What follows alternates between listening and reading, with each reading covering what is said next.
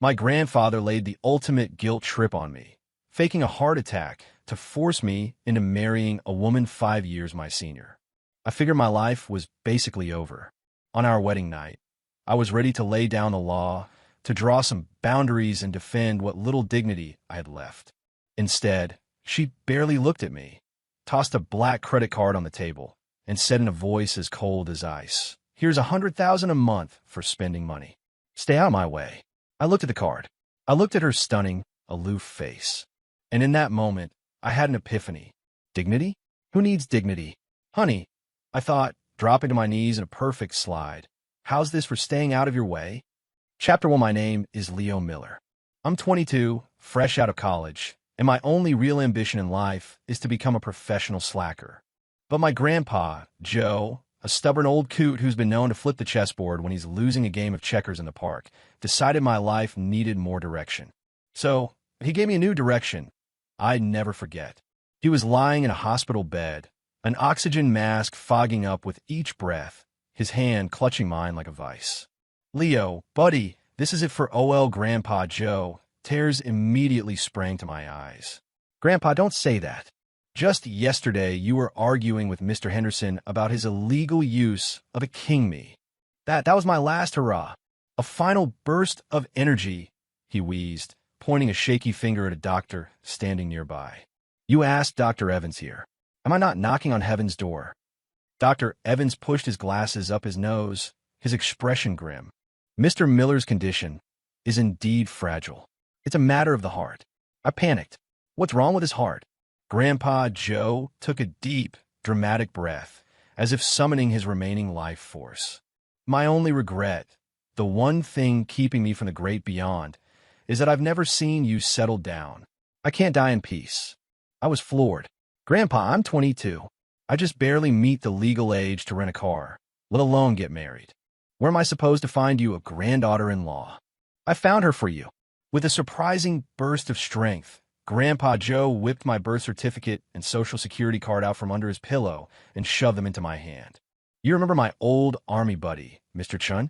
His granddaughter, Ava. I've already arranged it. 3 o'clock this afternoon. City Hall. Don't be late. Ava Chun." My mind screeched to a halt. I'd heard the name before. My grandpa's war buddy's granddaughter. Supposedly 5 years older than me. A total workaholic and still single. In my grandpa's world, a 27-year-old woman who wasn't married was practically a lost cause. He was clearly desperate, and he was about to throw me straight into the fire. "Grandpa, no. This is insane. You can't just arrange a marriage." At that, he ripped off the oxygen mask and sat bolt upright, looking healthier than I'd seen him in years. "Oh, so that's how it is. You've got your fancy college degree, and now you're too good for your old grandpa. You want me to die with regrets, is that it? Fine. I'll just die right now." He made a move as if to throw himself against the wall. Dr. Evans lunged, catching him in a bear hug. "Mr. Miller, calm down. Your blood pressure." I was completely and utterly defeated. Watching my grandpa's Oscar-worthy performance, I knew I was trapped. This wedding was happening, whether I liked it or not. At 2:50 p.m., clutching my documents like a man on his way to the gallows, I stood lifelessly in front of City Hall. In my head, I cursed the anonymous old maid I was about to be shackled to for the rest of my days. A sleek black Porsche Panamera pulled up silently to the curb. The door opened, and a long, perfectly sculpted leg emerged, clad in a tailored pantsuit. A woman got out. She was tall, dressed in a sharp white blazer and matching pants. Her dark hair was pulled back in a severe bun, revealing a flawless brow and elegant collarbones. Her face was a mask of cool indifference, her eyes holding a chill that seemed to lower the temperature of the entire block. The air around her crackled with an intimidating power. I was frozen. This was the 27-year-old old maid. She had the face, the body, and the sheer presence of a movie star. She walked directly up to me and looked me over once. "Leo Miller?" Her voice was like the rest of her, cool, crisp, and devoid of warmth. I nodded dumbly. "You have your documents?" I handed them over like a robot. "Let's go. I have a conference call at 3:30, so let's make this quick." With that, she turned and walked into City Hall, the sharp click of her heels on the pavement sounding like a death knell for my freedom. I followed her, feeling less like I was getting married and more like I was signing my life away. The whole process was a blur. Photos, forms, a bored-looking clerk stamp. In less than 10 minutes, we were back outside, each holding a freshly printed marriage certificate. My hand clutched the document, but my brain was still offline. I was married? My life, my beautiful, lazy, ambition-free life, was over. A wave of despair washed over me. No, I couldn't just accept this fate. Even if we were married, I had to defend my last shred of dignity. Chapter 2. Ava Chen's home, or I guess, our new home, was in a luxury high-rise in the heart of downtown Chicago. It was a massive corner unit, decorated in a severe minimalist style of black, white, and gray. It felt less like a home and more like a high-end furniture showroom, completely devoid of any personal touch. She led me inside and pointed to a room next to the master suite. "That's your room." Then she gestured to the master bedroom. "This is mine. Don't come in unless it's an emergency." She was about to disappear in her room when I took a deep breath and stopped her. "Wait." She turned, her cool eyes tinged with a mix of confusion and impatience. "Is there something else?"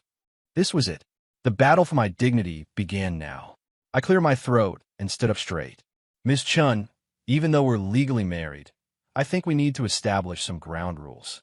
I propose we agree to 3 conditions." Ava raised an eyebrow, a flicker of something like amusement in her eyes. She leaned against the doorframe, crossing her arms. The pose said, "Go on, impress me." Her stare was unnerving, but I pushed forward. "First, this is a marriage in name only, to satisfy our grandfathers. In private, we lead separate lives. You do you, I'll do me." Ava nodded, agreeing. That gave me a little more courage. "Second, we sleep in separate rooms. There will be absolutely no physical contact. And don't worry, I may be broke, but I have principles. I have no intention of taking advantage of you." The corner of her mouth twitched, so fast I thought I might have imagined it. Fine. Victory was within my grasp. I launched my final, most important point. "Third, finance. I know I just graduated and don't have a job yet, but I'll find one. I don't want any money. I can support myself. We'll go Dutch on everything." I finished, jutting my chin out like a proud rooster. I, Leo Miller, may have been forced into this, but I would not be a kept man. Ava stared at me, silent for a few long seconds. Then, she turned, went into her room, and came back out holding a sleek, black credit card. She held it out to me. "What's this?" I asked suspiciously. "It's a Centurion card." She said it with the same flat tone someone would use to say, "It's a piece of paper. There's not much on it for now. This should cover you for the month. 100,000 in spending money. The pin is your birthday. If you need more, let me know." My brain short-circuited. 100,000? Spending money? For the month? I looked at her completely straight face, then down at the card, which seemed to radiate the glorious scent of money. What had I just been saying? Principles? Dignity? Going Dutch? What were those things? Were they edible? Seeing my stunned silence, Ava pushed the card into my hand. "I only have one rule," she said, her gaze serious.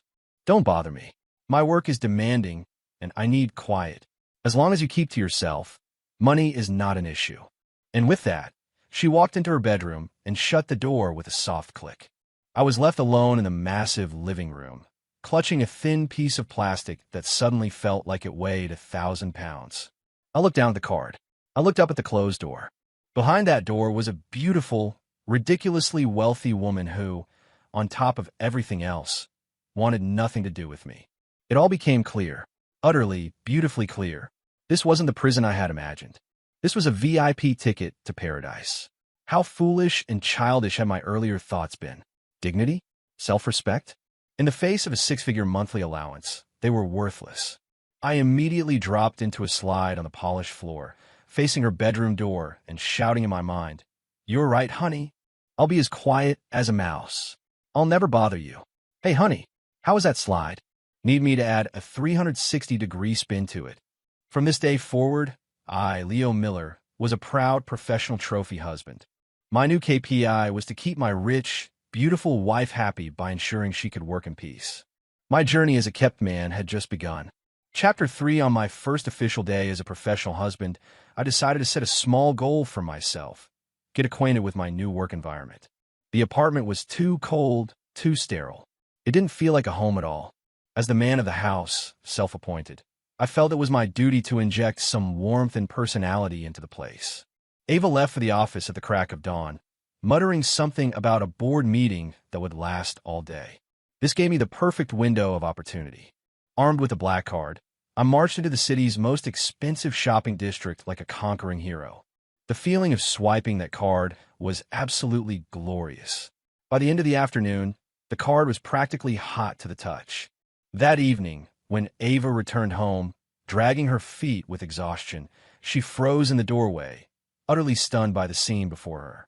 The once monochromatic living room had exploded into a riot of color. The expensive abstract painting on the wall had been replaced by a giant, glittery, live, laugh, love sign. The minimalist throw pillows on the sofa were gone, replaced by life-sized anime character body pillows, all staring at her with wide, innocent eyes. In the center of the room now stood a 6-foot-tall, life-sized Iron Man statue, posed in its classic repulsor-blasting stance. At its feet, I had placed a large glass jar with a handwritten label, Trophy Husband Fund. On the entertainment center, her collection of rare vinyl records had been carefully stored away, replaced by the complete Blu-ray box set of SpongeBob SquarePants. The entire apartment had been transformed from the office of a high-powered CEO into the playroom of a hyperactive child with a corporate credit card. Ava stood motionless in the entryway. I could practically hear the strings of her sanity snapping one by one. I popped my head out from behind the sofa, a winning smile plastered on my face. "Honey, you're home." Surprised, she slowly turned her head, her gaze landing on me. There was no anger, no shock, just a profound, soul-deep numbness. She looked like a woman questioning her own existence. "Who am I? Where am I? Why is this happening to me? What is all this?" she finally asked, her voice sounding distant. I ran over to her like a proud puppy, pointing to the wall decor. "This, live, laugh, love. Great motto, right? Inspiring." I then gestured grandly at Iron Man. "And this, a superhero to protect our home. Look at the detail on the armor plating. Makes you feel safe, doesn't it?" Finally, I pointed to the jar. That's my piggy bank. You know, for a rainy day." Ava was silent. A long, heavy silence. Just as I thought she was about to explode and throw me and all my new treasures out the window, she simply took a deep, shuddering breath and let it out slowly. She navigated around Iron Man, walked to the sofa, tossed an anime pillow aside with clear disgust, and sat down. She pinched the bridge of her nose and closed her eyes. "Leo." "Yes, honey. I'm here. How much did you spend today?" My heart skipped a beat. Was she mad I'd spent too much? I cautiously mumbled a number. Not that much. Around 20,000. Ava opened her eyes and looked at me. "Oh, and that was it. Oh, just oh." This was not the reaction I was expecting. A normal person would be screaming, calling me a wasteful idiot. Could it be that she actually liked my redecorating but was just too shy to admit it? Yes, that had to be it. A classic ice queen like her wouldn't know how to express joy. Deep down, she was probably thrilled. Buoyed by this thought, I doubled down on my efforts. "Honey, you must be exhausted. I drew a bath for you, 102 degrees, with lavender essential oils to help you sleep. Honey, what do you want for dinner? I ordered from that Michelin-starred Italian place downtown. It'll be here any minute." "Honey, stop talking." She had reached her limit. I immediately shut my mouth. She looked at me, her expression a complex mix of emotions. "I'm having second thoughts." "About what?" "About the 100,000. She paused, then added, "I should have given you more." I blinked. Perhaps," she said, studying me as if I were a bizarre science experiment. "I should have given you 200,000. Then maybe you would have gone and decorated someone else's apartment." With that, she stood up and walked into her bedroom without a backward glance. I stood there trying to process her words. Was that a compliment on my destructive capabilities? It had to be. I, Leo Miller, was clearly a natural at this trophy husband thing. First day on the job, and I'd already exceeded my boss's expectations. The future was bright. Chapter 4. To better perform my duties as a professional husband, I decided I needed to conduct some in-depth research on my client. The next day, I was up bright and early.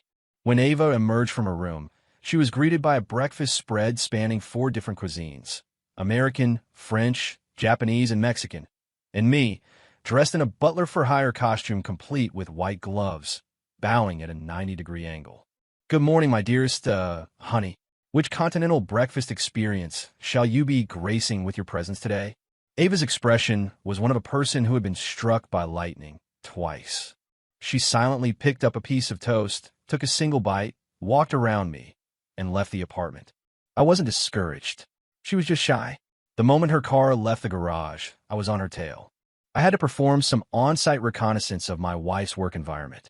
Ava's firm, Chun Architectural Group, was located in a glittering skyscraper in the Loop. She was a named partner at one of the top firms in the country. I managed to slip in by pretending to be a Postmates delivery guy. The entire office had the same vibe as Ava herself: cold, silent, and ruthlessly efficient. Everyone moved like a well-oiled machine. I found her corner office. The door was slightly ajar, and I peeked through the crack. She was in a meeting with several employees, her expression severe as she eviscerated a man in his late 30s over a set of blueprints. "This is a rookie mistake.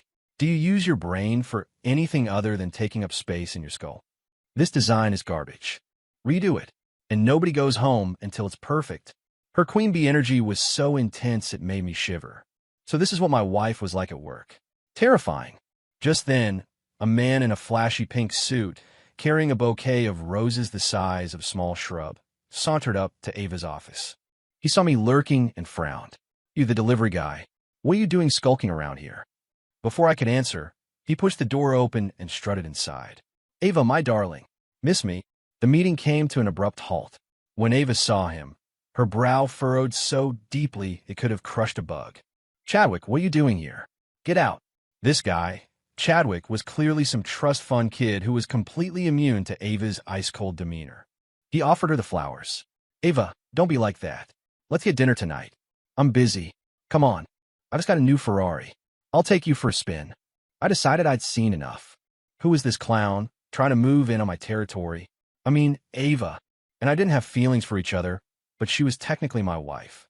This guy was disrespecting me, the professional husband. It was time to show him my true power. I straightened my knockoff delivery guy polo and swaggered into the office. "Hey, honey, you in meeting?" I walked right up to Ava, casually draped an arm around her shoulder, and grabbed an apple from a fruit bowl on her desk, taking a loud, obnoxious bite. Every single person in the office stared at me, their jaws on the floor. Ava's entire body went rigid. She looked down at the hand on her shoulder, then up at me. The Arctic chill in her eyes could have turned the Sahara into an ice rink. Chadwick was just as stunned. "Ooh, who the hell are you? What did you just call her?" I gave him a dazzling, 8-toothed smile. "Me? I'm her husband. And you are?" "Husband." Chadwick laughed as if I'd told the world's funniest joke. "Since when is Ava Chin married? Why wasn't I told?" He looked me up and down with disdain. "You? In that cheap outfit? You think you're good enough for Ava?" I sighed dramatically, looking at Ava with a pained expression.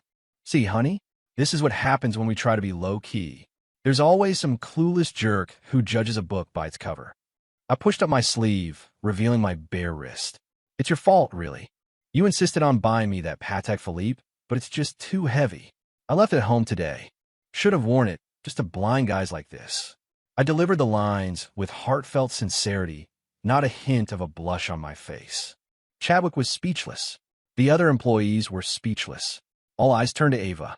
I could feel the muscles in her shoulder tightening under my arm. Her other hand, below the desk, was surely clenched into a white-knuckled fist. She was mentally debating the legal ramifications of committing murder in the workplace. But she couldn't lose her cool in front of her team. Her professional reputation was on the line. She had to swallow her rage. Taking a deep breath, she forced a smile that looked more like a grimace. "Chad, I forgot to introduce you. This is my husband, Leo."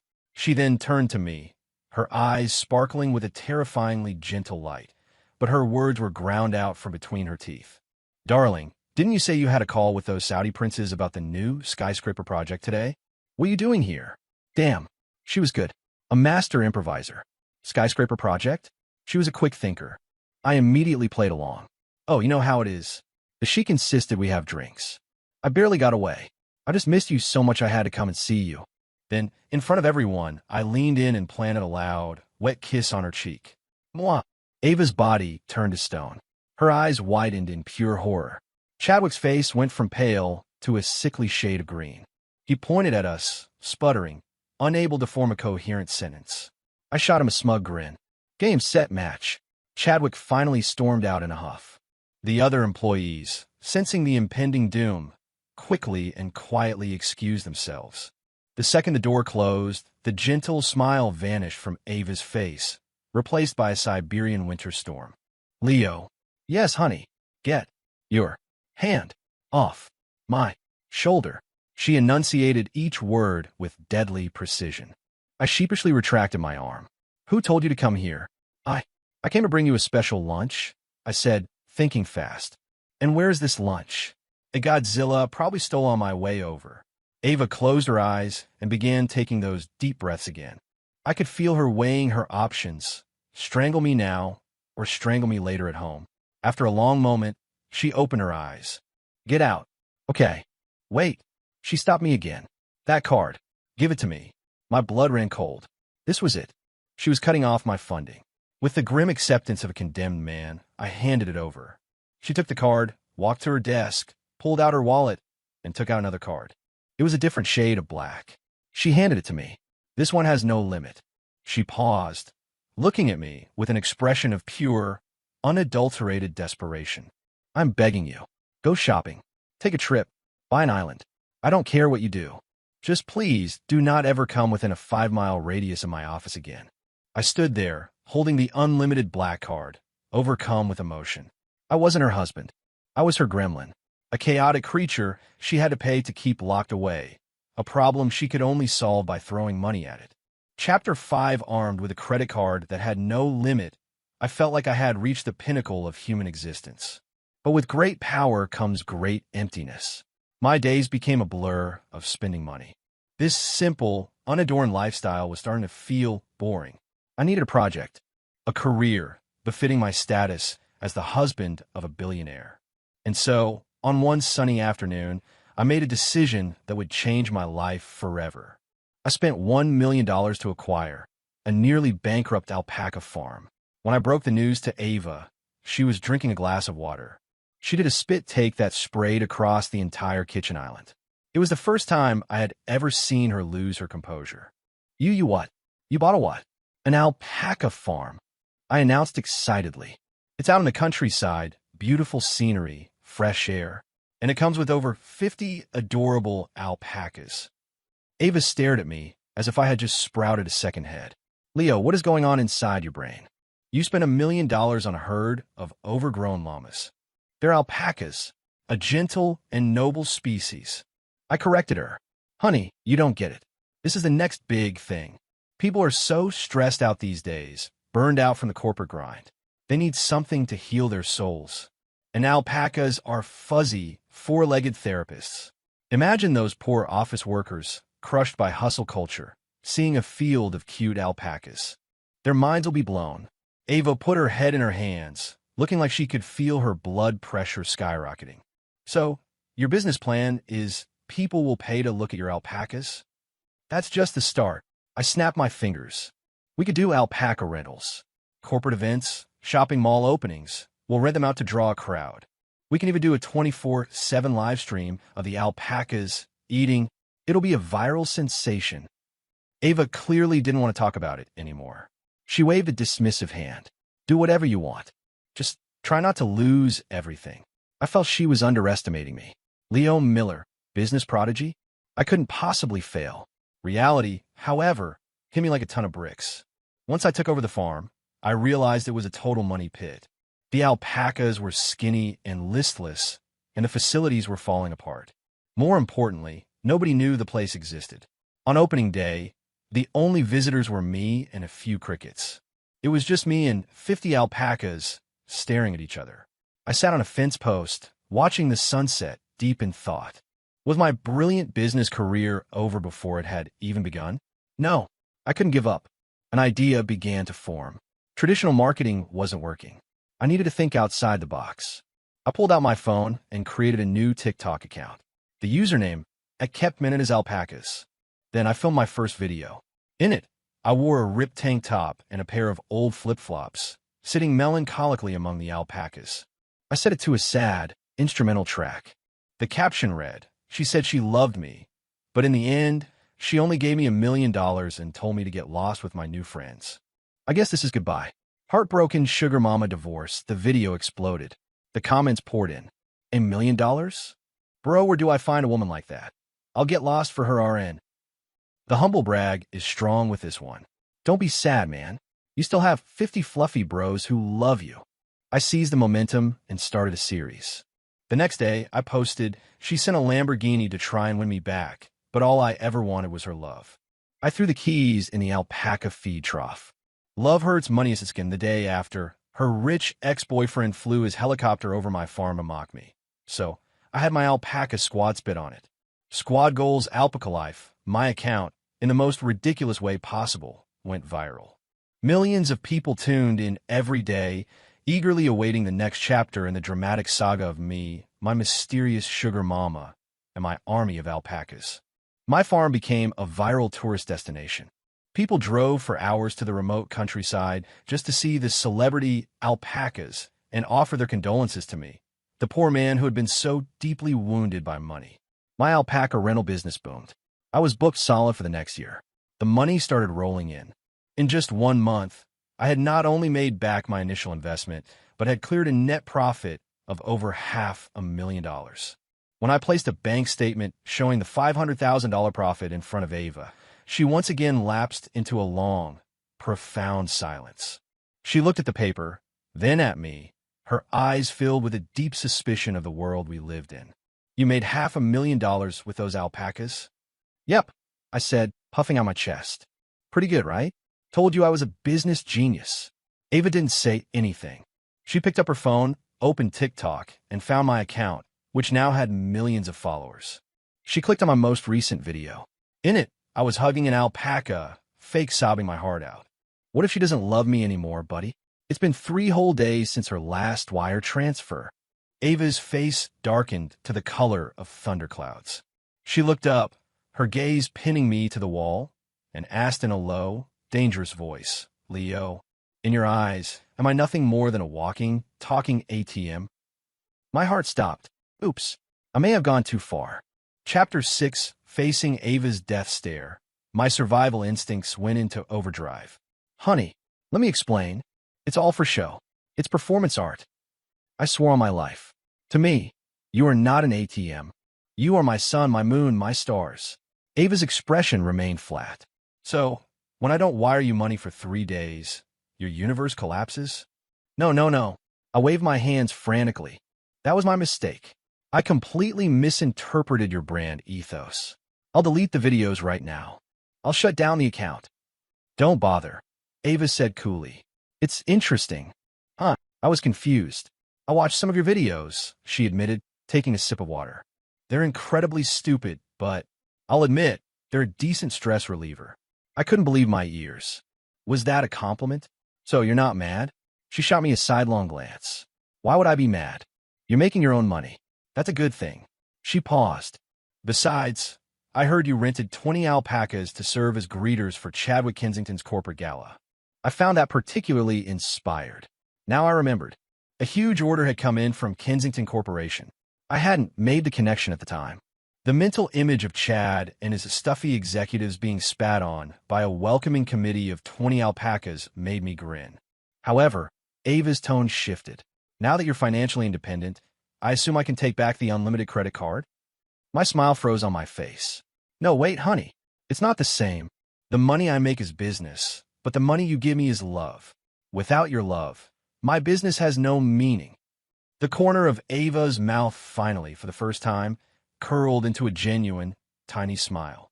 It was gone in a flash, but I saw it. My wife. She smiled. She was capable of smiling. It was like discovering a new law of physics. From that day on, I noticed a subtle shift in Ava. She no longer treated me like a piece of inconvenient furniture. Occasionally, she'd ask about the alpaca farm. I even caught her, I think, smirking at one of my dumb TikTok videos. The icy atmosphere between us began to thaw. My business, meanwhile, was on fire. Alpaca Paradise became the hottest tourist trap in the state.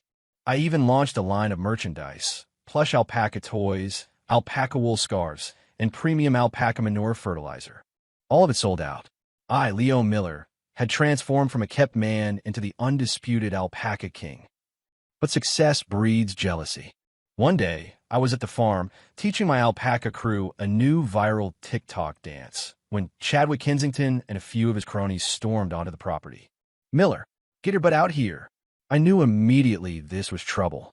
I patted my lead alpaca, Alpacasino, on the neck. "All right, boys, battle stations."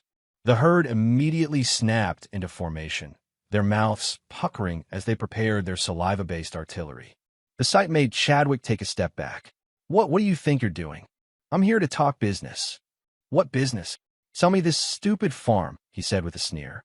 "I'll give you $2 million for it." I laughed. "Chad, didn't alpaca kick you in the head? I'll make more than that in a few months. Why would I sell?" His face darkened. "Don't be an idiot, Miller. I have inside information. The county is about to seize this entire area to build a new tech campus. In a few months, this land will be worthless, and you'll get nothing." My heart sank. How did I not know about this? "You're bluffing." "Am I?" Chad scoffed, pulling a document from his briefcase. "See for yourself. This is from a source inside the Planning Commission. The official announcement is a month away. I'm doing you a favor, offering you $2 million. It's more than you deserve." I looked at the documents. It all looked terrifyingly official. My entire enterprise was on the verge of being wiped out. "So, what's it going to be?" Chad gloated. "This is a one-time offer." I was torn. Just then my phone rang. It was Ava. I walked a few paces away to answer. "Hey, honey, where are you?" "At the farm. We have a situation." There was a pause on the other end. "Chadwick is there, isn't he?" I was stunned. "How did you know?" "Because," she said, her voice as calm and steady as ever, "I'm the lead architect on the new South Chicago Tech Park project. The rezoning proposal was my design." I was completely and utterly floored. "The parcel of land your farm is on," she continued, "is not part of the eminent domain seizure. In fact, it's designated as the project's sole permanent green space and ecological preserve." My brain slowly processed this. The document Chadwick has is a 3-month-old preliminary draft.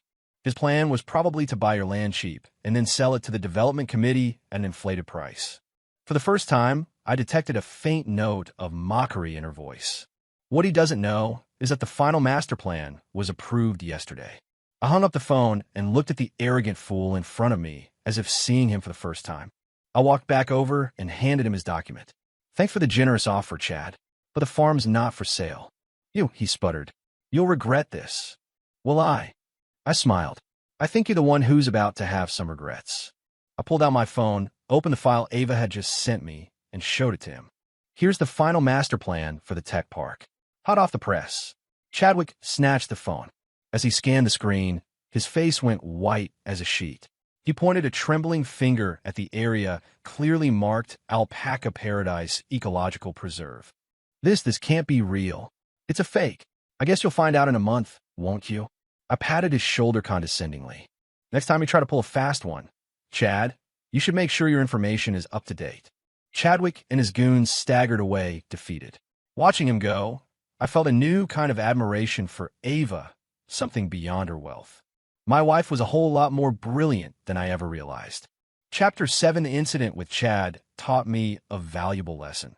Being a trophy husband was a delicate art. To secure my position for the long haul, I needed to fully embed myself into my benefactor's life and make her happy to have me there.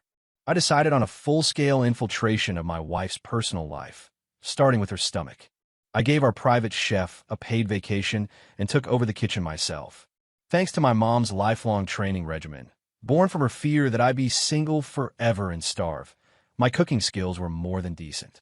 On the first night, I made a 4-course meal. When Ava came home to a table laden with hot food, she froze in surprise. She sat down silently, picked up her fork, and tried a bite. Then, without a word, she ate everything on her plate. The next night, I made a seafood feast. Again, she polished it off in silence. On the third night, I made her favorite spicy hot pot. As the fragrant steam filled the kitchen, she finally spoke. Leo, you don't have to do this. Do what? Try to please me. Her expression was complicated. This is just a contract. Says who? I retorted. We have a marriage certificate. We're legally husband and wife. It's my duty to cook for you. I placed a perfectly cooked piece of brisket in her bowl. Besides, I'm not trying to please you. I'm worried about you. You work so hard all day, you shouldn't have to come home to a cold, empty house. Ava didn't respond. She just lowered her head and quietly ate the brisket. But I saw it. The tips of her ears were turning pink. Next, I moved on to our living space. I moved the Iron Man statue to the most prominent spot in the living room, declaring him the official guardian of our home. I started a small herb garden on the balcony, claiming it was to embrace a rustic lifestyle and soothe the soul. I also adopted a cat, a fat, lazy orange tabby, to bring a little more life into the apartment. Ava's reaction to these changes evolved from initial annoyance to weary resignation and finally to acceptance. Now, when she comes home from work, she'll give our man a little nod, check on the progress of my basil plants, and then scoop up the cat, whom I named Mr. Wonderful, and curl up on the sofa to watch TV.